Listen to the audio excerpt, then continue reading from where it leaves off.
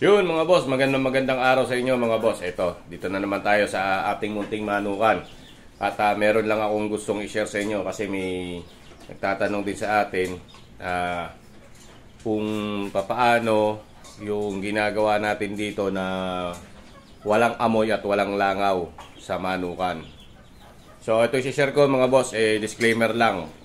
Hindi ko sinasabing tama, hindi ko sinasabing mali. Ito ay sarili kong pamamaraan mga boss. May kanya-kanya tayong pamamaraan. So ito, share ko lang sa inyo mga boss kung ano yung ginagawa ko. So yan mga boss, yung ating manukan. Yan.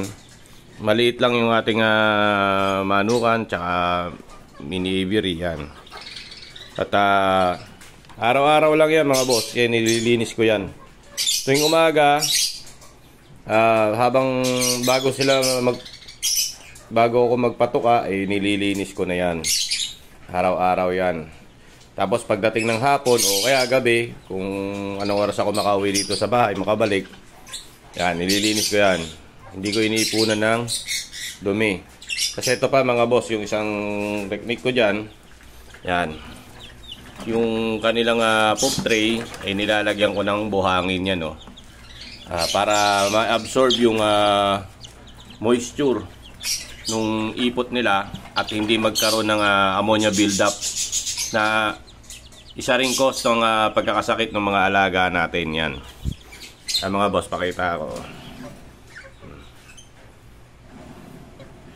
Dahil alam naman natin na pagka sobrang basa ng ipot ng ating alaga ay talagang mabaho at pupuntahan ng langaw. Yan mga boss, makikita nyo walang langaw dyan, oh.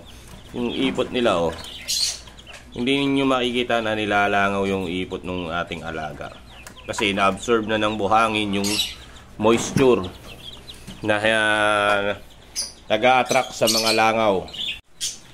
So yun mga boss, kung sakali pwede nyo naman gayahin yung aking pamamaraan at pwede rin namang hindi. Nasa sa inyo yun mga boss. Kung meron kayong kailangan, direktang mensahe lang. Maraming salamat.